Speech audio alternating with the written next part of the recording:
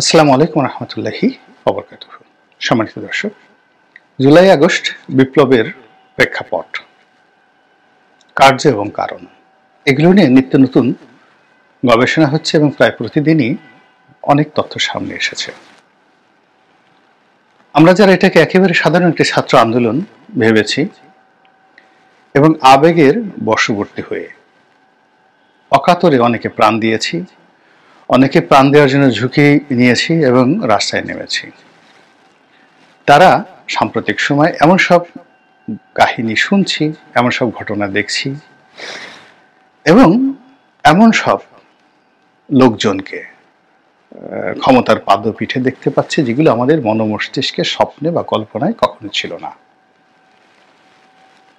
তো সেই দিক থেকে আমরা এটাকে একেবারে নিহায়ত একটি গণ অভ্যুত্থান, গণ আন্দোলন এভাবে যে হয়েছে এটা অনেকে মনে করছি, আবার অনেকে সন্দেহ করেছি আগস্ট সেপ্টেম্বর মাসে যে এই ঘটনা আমেরিকা ঘটিয়েছে।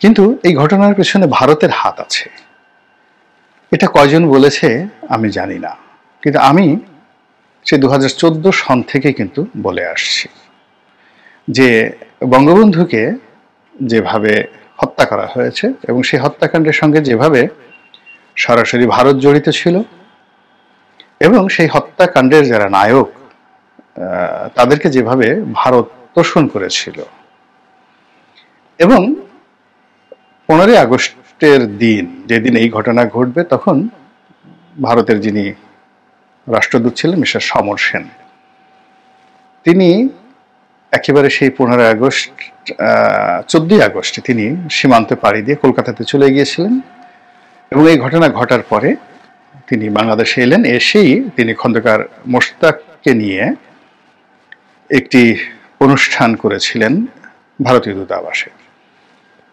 এবং সেই দূতাবাসে তিনি কতটা প্রাণবন্ত ছিলেন, কতটা হাসি খুশি ছিলেন, অনেক ছবি আপনারা দেখতে পারবেন খন্দকার মোশতাক এবং সমর সেনের। আমি এই কয়েকটা ছবি দেখেছিলাম প্রয়াত সাংবাদিক M.R. আক্তার মুকুলের যে একটা বিখ্যাত বই মুজিবের রক্তলাল, সেখানে আপনারা দেখে নিতে পারেন। তো বাংলাদেশের যে ইতিহাস যারাই লিখেছেন প্রায় সব ক্ষেত্রেই বঙ্গবন্ধু হত্যার পেছনে আমেরিকার ব্লু প্রিন্ট এবং দিল্লির মাস্টার প্রিন্ট, এটি একেবারে ওপেন সিক্রেট। কিন্তু দুর্ভাগ্য হলো যে আওয়ামী লীগ কখনো এটাকে কগনিজেন্সে নেয়নি। তারা সবসময় ভারতকে আনকন্ডিশনাল ভাবে, মানে শর্তহীনভাবে বিশ্বাস করেছে। এর কারণ হলো বঙ্গবন্ধু হত্যাকাণ্ডের পর শেখ হাসিনাকে আশ্রয় দিয়েছে, অনেক আওয়ামী লীগ নেতা ভারতে আশ্রয় পেয়েছে, সেখানে অনেক রাজনৈতিক নেতৃবৃন্দ যারা রয়েছেন তাদের সাহায্য পেয়েছেন, সহযোগিতা পেয়েছেন। কিন্তু কেন ভারত বঙ্গবন্ধুকে পছন্দ করতেন না, এই জিনিসটি আওয়ামী লীগ কখনো গবেষণা করেনি। ফলে কি হলো, বঙ্গবন্ধুর সঙ্গে ভারতের যে সেনাবাহিনী তাদের সম্পর্ক কেন নষ্ট হলো, ইন্দিরা গান্ধীর সঙ্গে কেন সম্পর্ক নষ্ট হলো, এই জিনিসগুলো নিয়ে আওয়ামী লীগের কোনো গ্রাউন্ড ওয়ার্ক না থাকার কারণে ঠিক একই ঘটনা হুবহু শেখ হাসিনার ক্ষেত্রে ঘটেছে। তো শেখ হাসিনার ক্ষেত্রে যখন এই ঘটনাগুলো ঘটেছে কেউ টের পায়নি বা কেউ বলেনি, অনেকে টের পেয়েছেন বা বলেননি।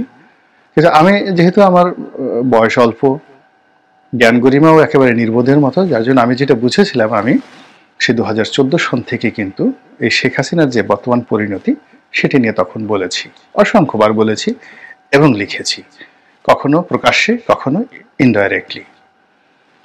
তো এখন এই জুলাই আগস্ট বিপ্লবের পরে যেটি জানা যাচ্ছে সেটি হলো এই যে বিদ্রোহ, এই যে বিপ্লব, এর পেছনে সরাসরি আমেরিকার হাত ছিল, আমেরিকার পরিকল্পনা ছিল এবং এই জুলাই আগস্টের 3 মাস আগের থেকে Delhi, Dhaka, Washington, Paris, London, Singapore, এখানে বহু বৈঠক হয়েছে এবং বহু অচেনা মানুষ, বহু অচেনা অস্ত্র, যার একটি মুখ ফসকে বলে ফেলেছেন উপদেষ্টা ব্রিগেডিয়ার সাখাওয়াত সাহেব যে এই অস্ত্র, এই গুলি এলো কোত্থেকে। আমরা তো ময়নাতদন্তে একজনের শরীর থেকে যে গুলি পেলাম, স্নাইপার রাইফেলের যে গুলি, এটি তো পুলিশের কাছে নেই, সেনাবাহিনীর কাছে নেই। এই অস্ত্র এলো থেকে? এ তো নিষিদ্ধ অস্ত্র, জনগণের কাছে থাকার কথা নয়। এই এক কথায় তার স্বরাষ্ট্র উপদেষ্টার পদ সঙ্গে সঙ্গে চলে গেল এবং বেচারা জান নিয়ে এখন টানাটানি। এইরকম অনেক কিছু ঘটেছে যেগুলো ধীরে ধীরে এখন সামনে চলে আসছে। এখন প্রশ্ন হলো যে শেখ হাসিনাকে যদি সরানোর ব্যাপারে, যাকে বলা হয় ভারতের এত উদ্গ্রীব থাকে, তাহলে তাকে বহিনজি বলে, এই সমস্ত কথা বলে, ইত্যাদি ইত্যাদি বলে কেন তোষণ করা হতো? এক। 2 নম্বর হলো যে তার ব্যাপারে যদি একেবারেই ভারত, যাকে বলা হয় বিরূপ থাকতো, তাহলে কেন তাকে আশ্রয় দিল? তাকে যদি ছেড়ে দেওয়া হতো প্রকৃতির হাতে, এমনকি যদি ক্যান্টনমেন্টও তাকে রাখা হতো, তাহলে তো তিনি গণরসে একেবারে আলু ভর্তা হয়ে যেতেন, বেঁচে থাকতেন না। এটা কেন করলো? এটাই হলো $1,000,000 প্রশ্ন। আমি যেটা 2013 সনের ব্যাপারে আমার একটা অভিজ্ঞতা বলি। ওই সময়টাতে ভারতীয় দূতাবাসের সঙ্গে আমার খুব ভালো সম্পর্ক ছিল, এবং তখন যিনি রাষ্ট্রদূত ছিলেন পঙ্কজ শরণ খুবই বন্ধুবর্ষণ ছিলেন, এবং আমার সাথে তার ব্যক্তিগত বন্ধুত্বটা ওই পর্যায়ে ছিল। আমরা প্রায়ই আড্ডায় বসতাম, কখনো একাকী, কখনো ক্যাপ্টেন তাজ মুক্তিযুদ্ধ বিষয়ক মন্ত্রী ছিলেন, তার বাসায়। একবার আমরা শাহরিয়ার আলমের বাসায়ও আড্ডা মেরেছি। এরকম তার সঙ্গে ওইভাবে সম্পর্ক। তো যখন আমাকে গ্রেপ্তার করা হলো বা সিদ্ধান্ত নেওয়া হলো, তখন পঙ্কজ শরণের পক্ষ থেকে, ভারতের পক্ষ থেকে শেখ হাসিনাকে অনুরোধ করা হয়েছিল যে এই কাজটি আপনি করবেন না, সে আপনার জন্য ক্ষতিকর নয়। দ্বিতীয়ত, তাকে যদি এই কাজটি করা হয় তাহলে এটা একটা ব্যাড ইম্প্যাক্ট আসবে আপনার সরকারের উপর, এবং তাকে কেন্দ্র করে দলের মধ্যে যে একটা তরুণ তুর্কি গড়ে উঠেছে, এটা নষ্ট হয়ে যাবে। কিন্তু শেখ হাসিনা সেই কথা একেবারেই শুনেননি।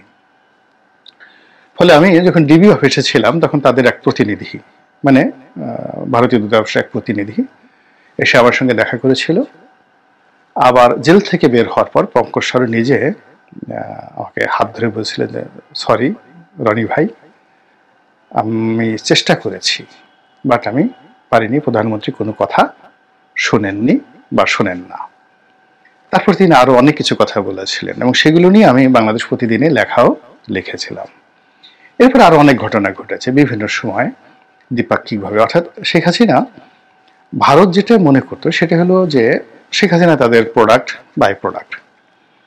এবং আমরা যেভাবে শেখ হাসিনাকে আওয়ামী লীগের লোকজন যত বড়ই মনে করুক না কেন, বিএনপির লোকজন তাকে কি বলে, পিনাকি যে ভাষা ব্যবহার করে তার সম্পর্কে, দিল্লি, তারপরে আমি আর কথাটা বললাম না, তো দিল্লি দয়া করে দা, এটা যে শব্দটা ব্যবহার করে, পিনাকি, ডাক্তার পিনাকি, ঠিক এইরকম ভাবে যে শেখ হাসিনা বিরোধী শিবিরে দিল্লির সঙ্গে তার সম্পর্ক নিয়ে তাকে যেভাবে তুচ্ছ করা হয়, তাচ্ছিল্য করা হয়, ভারতের লোকজন কিন্তু, সেটা নরেন্দ্র মোদী হোক, কোনো মন্ত্রী হোক, তারা কিন্তু শেখ হাসিনাকে ঠিক ওইরকমই মনে করার চেষ্টা করেছে।